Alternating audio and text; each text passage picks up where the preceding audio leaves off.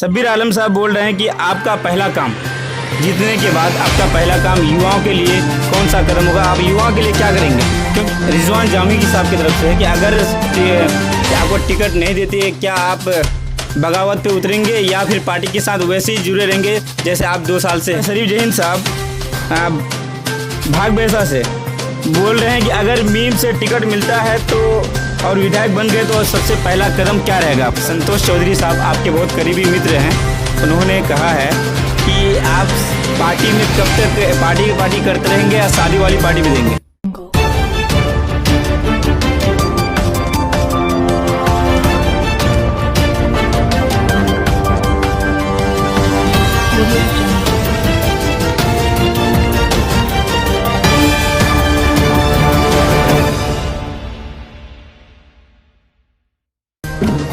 अस्सलाम वालेकुम, नमस्कार, आदाब। मैं रियाज राही, आपका दोस्त और आपका खुद का चैनल अपना गांव के साथ। दोस्तों, आज आपको हम मिलाने जा रहे हैं ठाकुरगंज विधानसभा के MIM विधायक प्रत्याशी के दावेदार जो इस बार शामिल किए हैं, वो हमारे असद इकबाल साहब हैं। और इनकी निजी ज़िंदगी के बारे में बताऊं तो बहुत ही सादगी वाले इंसान हैं, लोगों के बीच में रहते हैं और लोग इनको पसंद भी करते हैं। अल-फलाह फाउंडेशन के चेयरमैन भी हैं, साथ ही साथ असद मॉडल स्कूल के डायरेक्टर भी हैं। असद भाई, आप हमें पहले ये बताइए कि जब आपका एक स्कूल चल रहा है असद मॉडल स्कूल नाम से, फिर अल-फलाह फाउंडेशन के आप चेयरमैन हैं, फिर भी आप इस बार MIM के से दावेदारी क्यों पेश कर रहे हैं? आखिर वो भी बेहतर चीज़ कर रहे हैं, आप समाज के प्रति अच्छा काम कर रहे हैं, तो उसी में ही जुड़े रहें। बहुत अच्छा सवाल आपका कि मैं तालीम पे पिछले कई सालों से मजबूती से काम कर रहा हूँ और मेरी सपना है कि हर घर घर में तालीम का चिराग जले। लेकिन इस शिक्षा को और भी मजबूती देने के लिए मुझे पॉलिटिक्स में आना पड़ेगा, क्योंकि पॉलिटिक्स में ही, राजनीति से ही आप समाज का विकास कर सकते हैं, उसका डेवलपमेंट कर सकते हैं। अगर ठाकुरगंज विधानसभा वालों ने अगर मुझे मोहब्बत किया, मुझे प्यार किया, अगर मुझे अपना MLA बनाया, तो मैं यहाँ ITI college, degree college, polytechnic college, मेरी ज़िंदगी का जो सबसे अगर आखिरी ख्वाहिश आप पूछेंगे तो मैं एक यूनिवर्सिटी का सपना देखा हूँ, जो इसको बनाने के लिए मैं जद्दोजहद कर रहा हूँ। इसलिए मैं पॉलिटिक्स में आया हूँ। और भी ठाकुर विधानसभा के अंदर इतनी बदहाली और बेबसी को जब मैंने देखा, लोगों के बीच में जब जाता हूँ, तरफ जाता हूँ, इन चीज़ों को देखा, तो मैंने कहा कि इस सिस्टम का मैं हिस्सा बनूँ, राजनीति का मैं खुद हिस्सा बन करके मैं यहाँ के हालात को बदलने की कोशिश करूँगा। तो आपको लग रहा है ऐसा कि MIM वाला जो आपके सदर है, आला कमान है, आपको टिकट देंगे? ये तो हमारे पार्टी आला कमान पार्टी आला कमान का जो फैसला होगा, हमारे बिहार सदर जनाब अख्तुल ईमान साहब का जो बेहतर फैसला होगा, मैं उनके फैसले के साथ हूँ। लेकिन मैं आज जो लोगों के बीच में जाता हूँ, जगह जगह जाता हूँ, तो मैं पार्टी का संदेश जनाब बैरिस्टर असदुद्दीन साहब, जनाब अख्तुल ईमान साहब के पैगाम को लोगों के बीच में जा के पहुँचाने का काम करता हूँ। और लोगों से आग्रह करता हूँ, गुजारिश करता हूँ कि आप लोग MIM पार्टी से जुड़िए और एक नई राजनीति पारी का आगाज़ कीजिए। क्योंकि पिछले 70 सालों से जिन पार्टियों को हमने यहाँ वोट देने का काम किया, उन्होंने हम लोगों के साथ छलावा, हमारे साथ धोखा किया, हमारे साथ इंसाफ नहीं किया। ये वाहिद पार्टी है मजलिस इत्तेहादुल मुस्लिमीन, जो जनाब बैरिस्टर असदुद्दीन अवी साहब की पार्टी, जो हमेशा हक और सच बोलता है और मजलिमों के हक के लिए बेबाकी से आवाज़ उठाने का काम करता है। तो मैंने जैसे कि आप लोगों को कल बताया था कि आप लोगों के सवालात होंगे, मेरा YouTube चैनल सिर्फ जरिया होगा, उस तरह से कुछ लोगों के सवालात हैं आप पर, क्योंकि नेता जो होता है जनता का होता है और सवालात भी जनता की होनी चाहिए। तो जनता कुछ सवाल आपसे पूछे हैं और मुझे लगता है कि इसके आप बेहतर जवाब भी देंगे। तो ये हमारे शरीफ जहीन साहब भाग बैसा से बोल रहे हैं कि अगर मीम से टिकट मिलता है तो और विधायक बन गए तो सबसे पहला कदम क्या रहेगा आपका? अगर ऊपर वाले ने मेरी किस्मत में ठाकुरगंज विधानसभा से विधायक MLA बनना लिखा है, तो सबसे पहले मैं वहाँ तालीम के क्षेत्र में मजबूती से काम करूँगा। जो सरकारी स्कूल का जो इतना खस्ता और बुरा हाल है, तो सरकारी स्कूल में भी बहुत अच्छे टीचर्स हैं, बहुत काबिल उस्ताद हैं। ऐसे शिक्षक, ऐसे टीचर्स का सहयोग लेकर के, उन लोगों का मदद लेकर के वहाँ शिक्षण व्यवस्था को बेहतर करने का काम करेंगे। और इस साथ ही साथ, क्योंकि मैं प्राइवेट इंस्टीट्यूट का चलाता हूँ और जगह जगह प्राइवेट इंस्टीट्यूट कोचिंग वगैरह खोल करके हमारे बच्चों को बेहतरीन शिक्षा दे करके, उन लोगों को ट्रेनिंग करा के, मार्गदर्शन करके उनको हिंदुस्तान के अच्छे यूनिवर्सिटी में भेजने का काम करूँगा। जब तक हम शिक्षा का स्तर हमारा बेहतर हो जाएगा तो बाकी चीज़ों में हम धीरे धीरे काम अच्छे होना शुरू हो जाएंगे। उसके बाद सबसे बड़ा मसला है रोज़गार का, क्योंकि हमारे इलाके में रोज़गार का कोई जरिया नहीं है। और मैं अक्सर जितने भी चैनल वाले मुझसे सवाल करता है, मैं उनसे पूछता हूँ कि ऊपर वाले का भी तोहफा दिया हुआ है ठाकुर विधानसभा के अंदर कि हमारे यहाँ सबसे ज़्यादा चाय की खेती होती है।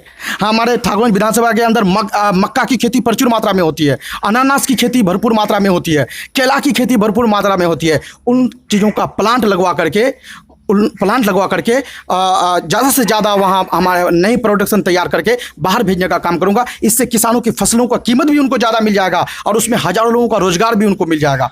तो रोज़गार पे बहुत ज़्यादा काम करने की ज़रूरत है। किसानों का हालात को बेहतर करने के लिए उनके फसलों का कीमत को सही उनको कीमत मिले, इनके लिए लड़ाई लड़ूंगा। हर पंचायत में एक अनाज भंडारण हो, किसानों के लिए ट्रेनिंग के लिए हर पंचायत में एक ट्रेनिंग सेंटर हो किसानों के लिए, और किसानों को समय समय पर उन पर ट्रेनिंग उनको दिया जाए। और क्या कहता है मार्केट का भी उनके लिए व्यवस्था करवाने के लिए मैं लड़ूंगा, ताकि किसान फसल तैयार करे तो तैयार करने के बाद तुरंत उनको उनकी फसलों का सही कीमत मिल जाए, तभी किसान हमारा आगे बढ़ा, क्योंकि वो हमारे अन्नदाता है। और हमारे खास करके सीमांचल और किशनगंज के लोग 70% लोग से ज़्यादा लोग खेती पर निर्भर करते हैं। तो ये मेरी बहुत सारी खाका है, बहुत सारी प्लानिंग है, जो मैं बहुत सारी चीज़ों पे काम कर रहा हूँ। मैं आप सारे लोग इससे अवगत हैं।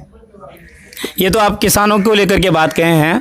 शब्बीर आलम साहब बोल रहे हैं कि आपका पहला काम जीतने के बाद आपका पहला काम युवाओं के लिए कौन सा कदम होगा? आप युवाओं के लिए क्या करेंगे?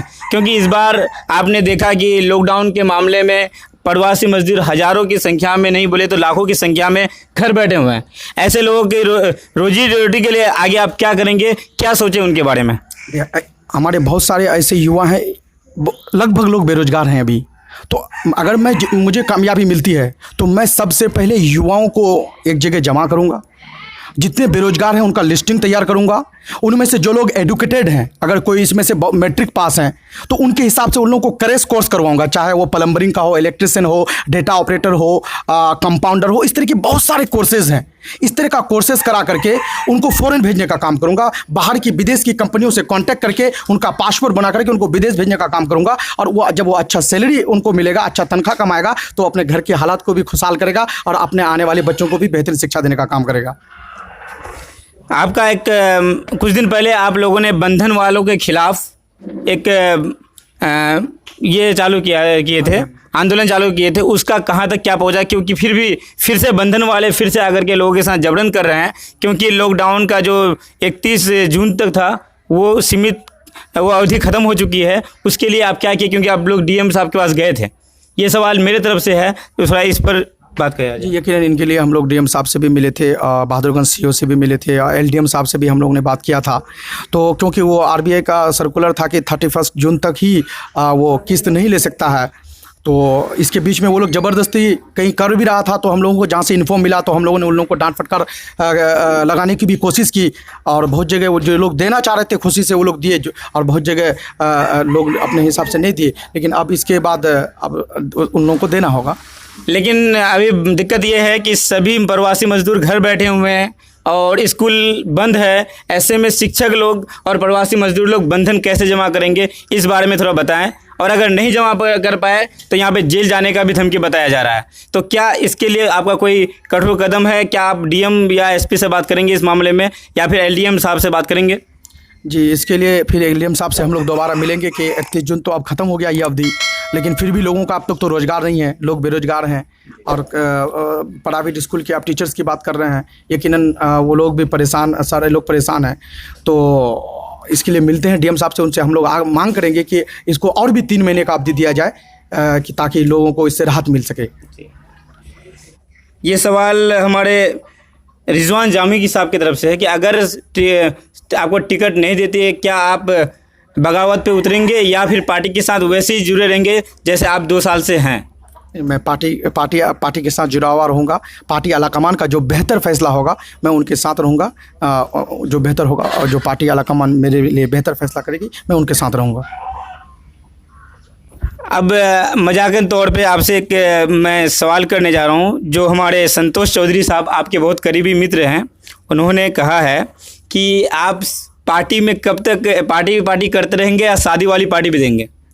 हाँ, नहीं मेरी अभी तो मेरी एक ही ख्वाहिश है कि सीमांचल में सीमांचल और पूरे बिहार में पहले MIM पार्टी हमारी कामयाब हो जाए, उसके बाद फिर शादी की पार्टी देंगे।